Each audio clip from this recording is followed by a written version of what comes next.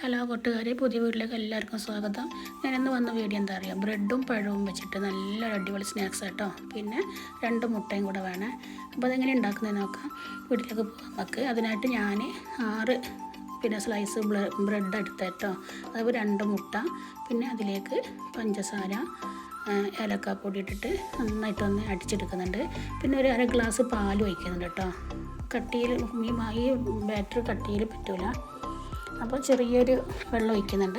അപ്പോൾ അത് അവിടെ അടിച്ച് മാറ്റി വെച്ചിട്ടുണ്ട്. അപ്പോൾ നമുക്ക് ആദ്യം ഒരു പാന് വെക്കാം. ഒരു പഴം നമുക്ക് നന്നായിട്ടൊന്ന് വേവിപ്പിച്ച് ഉടച്ചെടുക്കണം. അപ്പോൾ 1 സ്പൂണ് നെയ്യ് ഞാൻ വെച്ചിട്ടുണ്ട് കേട്ടോ. 1.5 സ്പൂൺ നെയ്യുണ്ട് കേട്ടോ. അപ്പോൾ അത് നന്നായിട്ട് ചൂടായി വരുമ്പോൾ അതിലേക്ക് നമുക്ക് ഈ പഴം അതിൽ ഇട്ട് കൊടുക്കാം. പഴം നന്നായിട്ടൊന്ന് വാടി വരട്ടെ കേട്ടോ.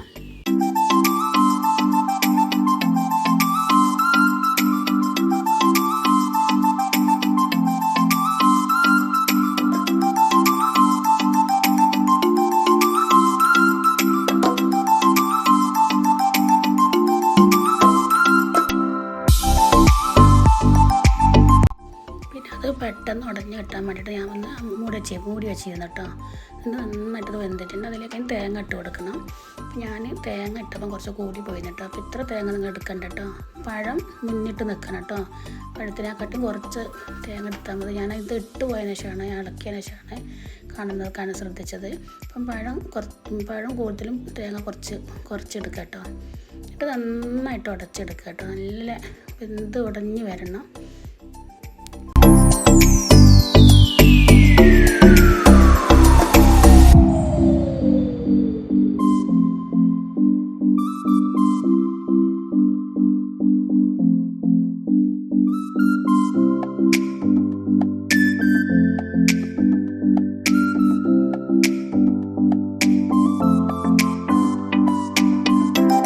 അതിലേക്ക് ഞാൻ 2 സ്പൂൺ 2-3 സ്പൂൺ പഞ്ചസാര ഇട്ട് കൊടുക്കുന്നുണ്ട് കേട്ടോ.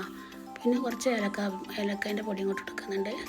അതവിടെ മാറ്റി വെച്ചിട്ടുണ്ട്. അതിൻ്റെ ബ്രെഡ് നന്നായിട്ടൊന്ന് പരത്തിയെടുക്കണം കേട്ടോ. അങ്ങനെ അമർത്തിയിട്ട് പരത്തിയെടുക്കണേ. അതിലേക്ക് നമുക്ക് ഈ പഴത്തിൻ്റെ ഫില്ലിങ് വെച്ചതിലൊന്ന് റോളാക്കിയെടുക്കണം.